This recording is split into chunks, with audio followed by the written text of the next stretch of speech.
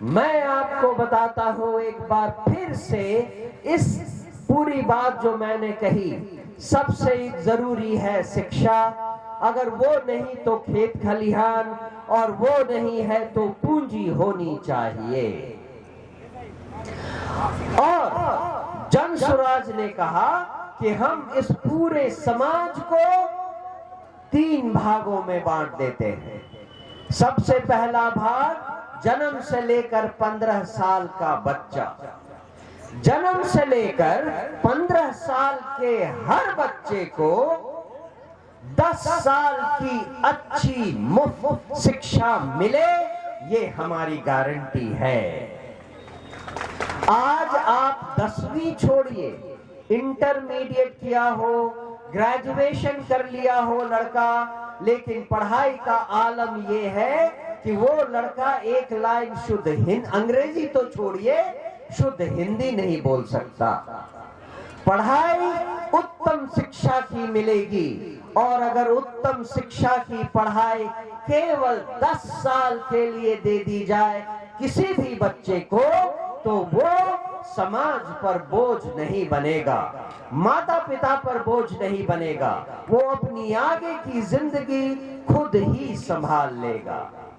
इसीलिए 10 साल की अच्छी शिक्षा हर बच्चे को मिलेगी, और उसके लिए अगर बच्चे के घर के पास सरकारी स्कूल अच्छा नहीं है तो उसे प्राइवेट स्कूल में डाला जाएगा, कॉन्वेंट स्कूल में डाला जाएगा, जिसका खर्चा सरकार देगी। यह हुआ शिक्षा के बारे में। दूसरा वर्ग आता है 15 साल से 60 साल की उम्र के लोग, जो अब पढ़ाई नहीं कर सकते, उनको रोजगार मिलना चाहिए।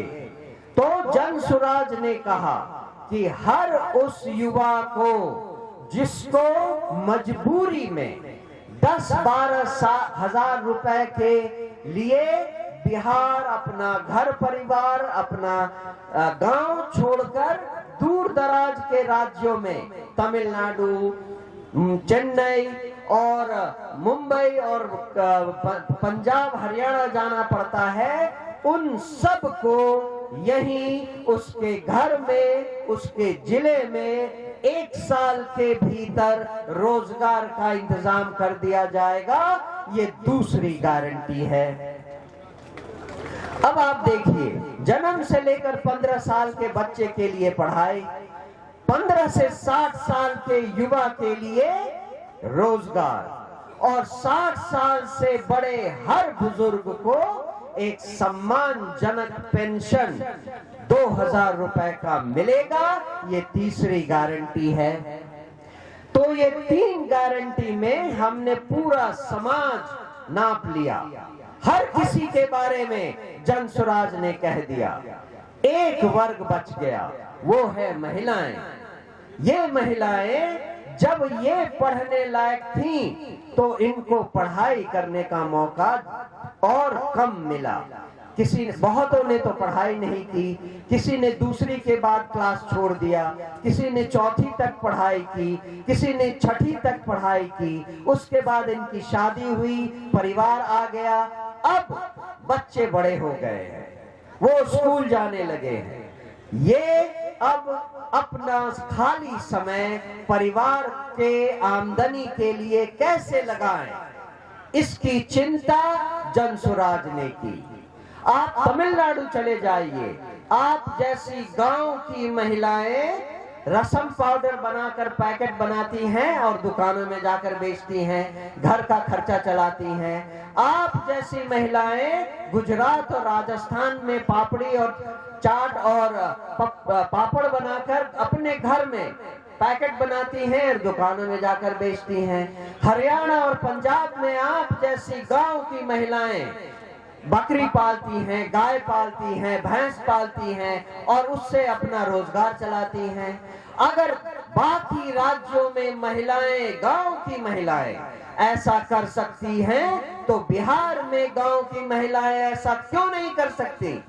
केवल एक चीज चाहिए आपको, वो है पूंजी। अगर आपको पैसे मिल जाएं तो आप भी रोजगार शुरू कर सकती हैं। तो जन स्वराज की सरकार ने कहा, अगर कोई महिला अपना रोजगार शुरू करना चाहे तो उसे बैंकों से ऋण हम दिलवाएंगे। और आज अगर आप ऋण लेने जाएं, अगर आपको ऋण मिल गया तो आपको 10 से 12% सालाना का ब्याज देना पड़ेगा। जन स्वराज की सरकार कहती है, हम महिलाओं को रोजगार के लिए बैंकों से ऋण देंगे 4% सालाना ब्याज पर। अब आप अंतर देखिए, मान लीजिए आपको अपने घर में 4 सिलाई मशीन लगाकर एक टेलरिंग का सेंटर खोलना है। आपको बैंक से 1 लाख रुपए का लोन चाहिए। अगर आप अभी लोन लेने जाएं तो आपको 1 साल के बाद 12,000 रुपया ब्याज का देना पड़ेगा। एक नए रोजगार के लिए बहुत मुश्किल है। जन स्वराज कहती है कि अगर हमारी सरकार बनी तो महिलाओं को 1 लाख रुपया ब्याज ऋण देने पर केवल 4,000 रुपया ब्याज देना पड़ेगा। 12,000 के बदले केवल 4,000 रुपए का ब्याज देना पड़ेगा। यह हुआ महिलाओं के लिए। और किसानों के लिए जो खेत खलिहान में काम करते हैं, खेती से अगर उनको अपना परिवार चलाना है और विकास करना है तो उनकी खेती की उपज बढ़नी चाहिए।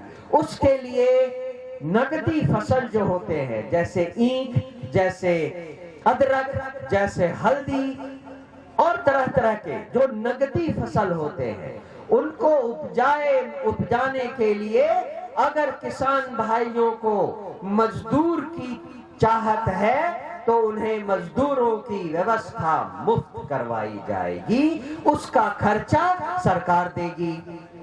अब ये 5 मेन सूत्र हैं जिससे जन स्वराज ने सारे समाज को वो 3 चीज देने का वादा किया जिससे गरीबी हट सकती है।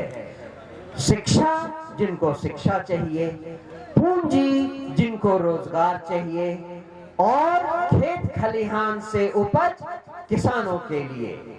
ये सारी चीजें सोचकर जन स्वराज ने एक स्कीम निकाली जिसमें वो आपको जो परिवार लाभ कार्ड दिया जा रहा है उसमें लिखा है 12,000 रुपए तक की नौकरी, 2,500 रुपए तक का लोन का रीपेमेंट सरकार करेगी, 2,000 रुपए का पेंशन, 2 बच्चों को कॉन्वेंट में पढ़ाने के लिए 1,000 रुपए, और 2,500 रुपए जो मजदूर आपको दिलवाए जाएंगे किसान भाइयों को, उसके लिए सरकार 2,500 रुपया देगी।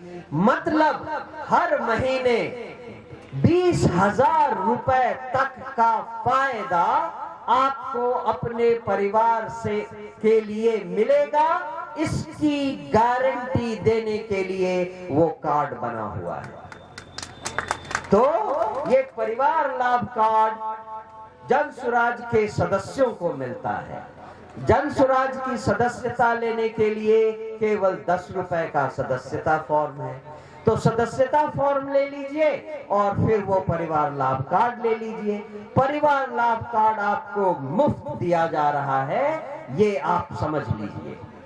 परिवार लाभ कार्ड मुफ्त दिया जा रहा है, लेकिन परिवार लाभ कार्ड जन स्वराज के सदस्यों को मिलेगा और सदस्यता लेने के लिए 10 रुपए की सदस्यता फीस है। ये तो हुआ एक बात। दूसरी बात, आज समाज में हम और आप सबसे ज्यादा परेशान किस बात से हैं बताइए? सबसे ज्यादा परेशानी है भ्रष्टाचार से। आप किसी भी सरकारी दफ्तर में छोटे से छोटे काम के लिए जाइए, बिना पैसा दिए आपका एक काम नहीं होगा। घूस दिए बिना एक काम आज नहीं होता। बताइए मैं ठीक कह रहा हूं कि नहीं? घूस दिए बिना आज एक भी काम नहीं होता। और ये भ्रष्टाचार दिन पर दिन बढ़ता जा रहा है। हर राजनीतिक पार्टी को, हर राजनीतिक नेता को मालूम है कि भ्रष्टाचार से हम और आप कितने परेशान हैं, लेकिन किसी चुनाव में कभी उन्होंने आपसे ये वादा नहीं किया कि हम भ्रष्टाचार हटा देंगे। उन्होंने आपको वादा किया सड़क ला देंगे, बिजली ला देंगे, 4 किलो अनाज दे देंगे, हम आपको गैस दे देंगे। कभी उन्होंने आपसे बच्चों को शिक्षा देने के लिए, युवाओं को रोजगार देने के लिए और भ्रष्टाचार हटाने का वादा नहीं किया। किया है कभी? बताइए। कभी नहीं किया। यही हमारी और आपकी गलती है। जब वो हमसे वोट मांगने आते हैं तो हम सही सवाल करना सीखें। सही सवाल ये है कि जब हम 40 साल पहले यहाँ थे, छोटे छोटे बच्चे थे, आपने हमें शिक्षा क्यों नहीं दी? 40 साल पहले हम 20 साल के जवान थे, आपने हमारे लिए रोजगार की व्यवस्था क्यों नहीं की? आज हम 60 साल के हो गए हैं, जिंदगी भर हम बेकार रहे, मजदूरी करते रहे, इसके जिम्मेदार आप हैं। 20 साल पहले जो सरकार आज 20 साल से हमारे ऊपर है, उनसे पूछिए 20 साल पहले आपने हमें क्यों नहीं अच्छी शिक्षा दी?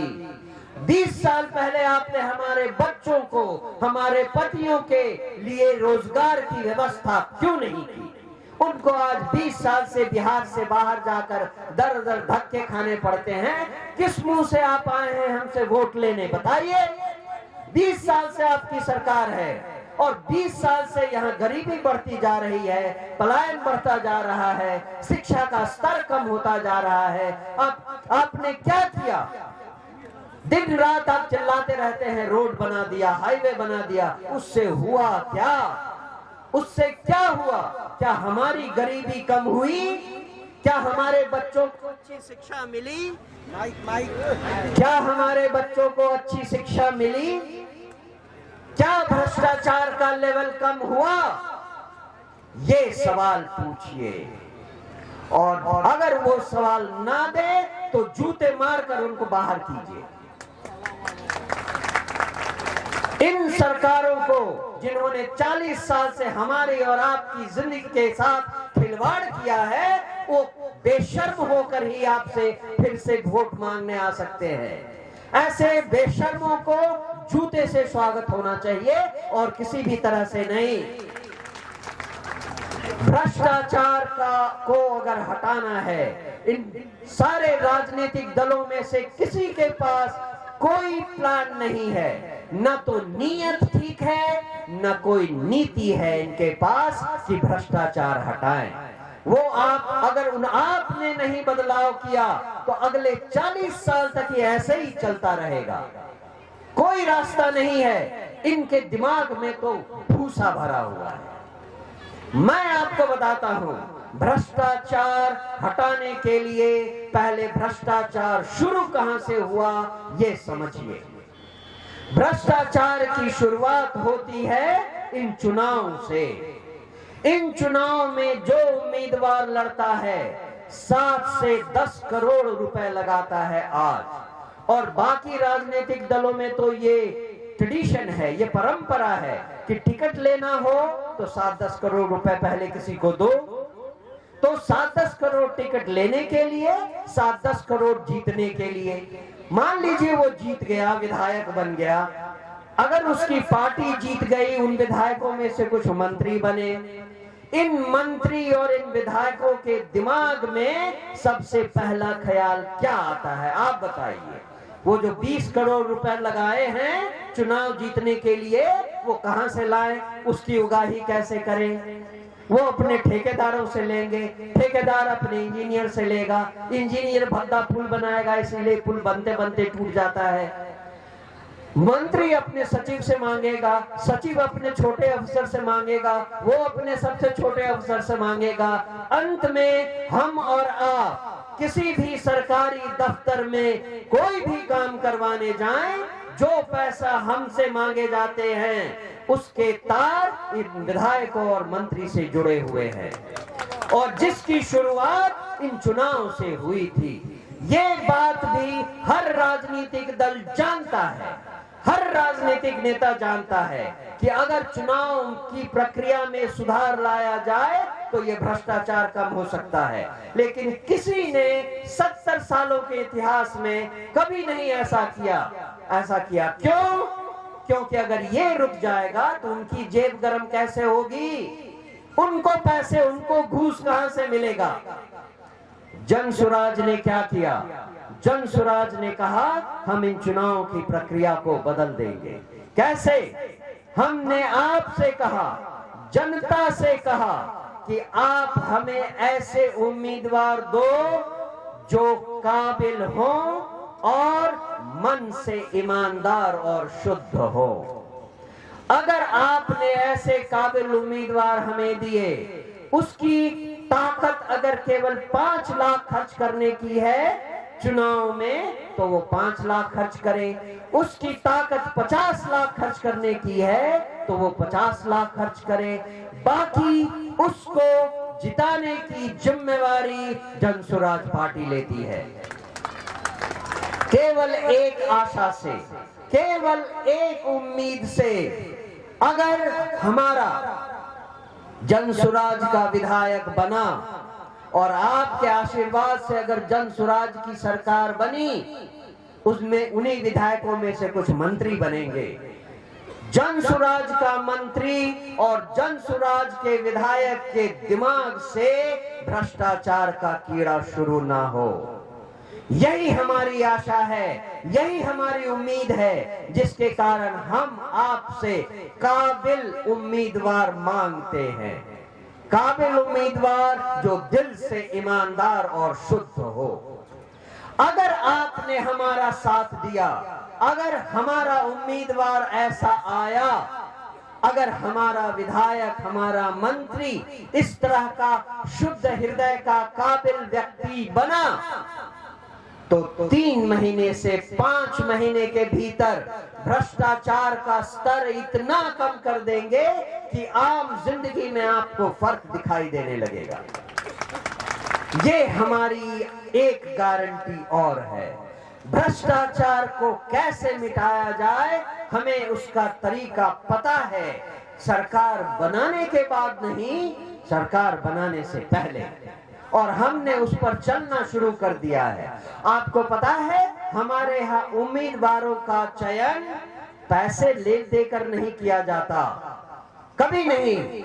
हमारे यहाँ उम्मीदवारों का चयन इस पर होता है कि जनता किसको पसंद करती है, जनता किसे चाहती है, इस बात पर। और इसीलिए ये चयन प्रक्रिया जनवरी से शुरू हुई है और अभी भी खत्म नहीं हो पाई है।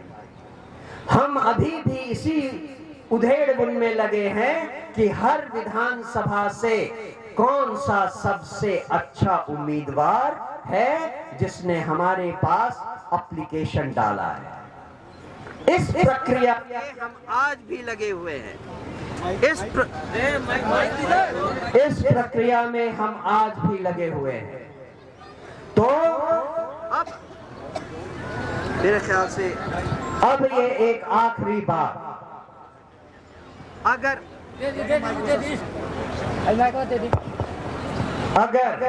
आपको मेरी बातें समझ में आई हैं, अगर आपको जनसुराज की बातें समझ में आई हैं, तो हम आपसे केवल एक उम्मीद करते हैं, हम आपसे केवल एक विनती करते हैं।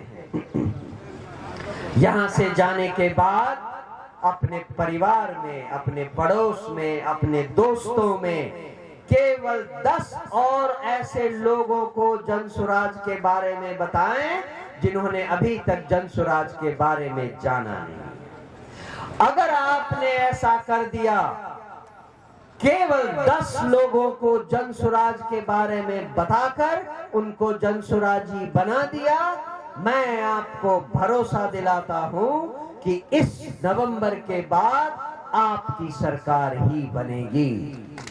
आपका बच्चा अगले 5 साल तक और अंधकार में नहीं रहेगा। आपके पति, आपके घर का युवा फिर से बाहर जाकर दर दर भटकने के लिए मजबूर नहीं होगा। ये करना है तो केवल इतना कीजिए कि 10 और लोगों को जन सुराज के बारे में बताइए।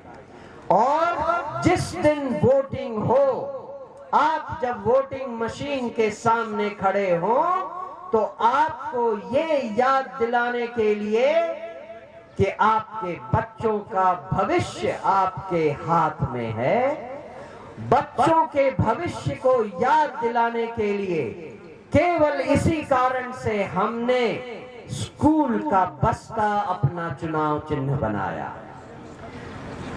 जैसे ही आप स्कूल का बस्ता देखें, आपके दिमाग में यही ख्याल आना चाहिए कि अब आपके बच्चों के पीठ पर बोझ का बोरा नहीं, स्कूल का बस्ता होना चाहिए। आप केवल इतना याद करें, आप ये याद मत करें कि 2 दिन पहले रात में कौन आकर आपको 1000-2000 रुपए देकर गया था, एक रात पहले कौन आकर मुर्गा भात खिलाकर आपसे वोट मांगने आया था। आपको पैसे लेने हैं, आप पैसे लीजिए, मुर्गा भात खाना है, मुर्गा भात खाइए, 2 पाउच अगर शराब पिलाता है, मन हो तो शराब पीजिए। लेकिन जिस दिन आप वोटिंग मशीन के सामने रहेंगे, उस दिन आप अकेले होंगे, उस दिन आपके सामने कोई नहीं होगा। उस दिन आप केवल अपने घर परिवार, अपने पति, अपने बच्चों, अपने छोटे बच्चों के भविष्य के बारे में सोचिए और केवल एक रास्ता दिखाई देगा आपको, और वो है स्कूल का बस्ता। क्योंकि स्कूल के बस्ते से, जिस बात से मैंने सबसे पहले बात शुरू की थी, शिक्षा, और शिक्षा का तो ये महत्व है कि आज की दुनिया में, जैसे बचपन में हम जब छोटे थे तो गांव में लोग कहते थे, पढ़ने जा रहे हैं, लाट साहब बनना है क्या। अब पढ़ाई का मतलब केवल लाट साहब बनना नहीं है। पढ़ाई आज इतनी महत्वपूर्ण हो गई है कि आपको अभी की अभी और आगे आने वाले दिनों में जो तकनीक आ रही है उसको समझने के लिए भी अकल चाहिए, और जिसके लिए कम से कम 10 साल की पढ़ाई जरूरी है।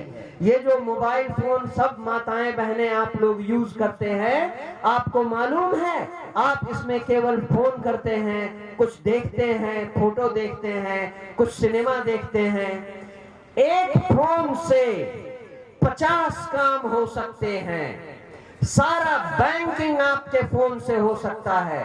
कोई बच्चा कोई भी एग्जाम देना चाहे, कोई भी तरह की परीक्षा देना चाहे, उस परीक्षा की तैयारी के लिए उसको किसी लाइब्रेरी में जाने की जरूरत नहीं। सारा का सारा इंफॉर्मेशन एक फोन में रखा है। 50 तरह से इस फोन को यूज कर सकते हैं। आपको नहीं मालूम, क्योंकि आपने इतनी पढ़ाई नहीं की कि जो लिखा है वो आप समझ सकें। तो आज के बच्चों को कम से कम 10 साल की अच्छी शिक्षा तो अवश्य मिलनी चाहिए, नहीं तो वो आगे आने वाले समय में आपसे भी बदतर हालत में होंगे। माताएं बहनें सुन लें और हमारे भाई सुन लें, आपके घर में कोई बच्चा हो या बच्ची, लड़का हो या लड़की, उस दोनों को समान रूप से 10 साल तक अच्छी शिक्षा मिले, ये आपकी जिम्मेदारी है। और जन सुराज ये जिम्मेदारी पूरी करने में आपकी पूरी मदद करेगी। तो अंत में बस इतना, अगर आपको जनता की सरकार, आपकी अपनी सरकार चाहिए, तो इस नवंबर में किसे वोट करना है इसे समझिए। जन सुराज अगर आपको समझ में नहीं आई तो हमारे साथ जितने यहाँ लीडर हैं, ये सब आपके गांव में, आपकी गली में, आपके दरवाजे पर 10 बार आकर आपको समझाने के लिए तैयार है। आप जन स्वराज को समझिए और 10 लोगों को और समझाइए। अगर आपने ऐसा किया तो आप भी मेरे साथ यही नारा लगाने वाले होंगे, जनता का सुंदर राज,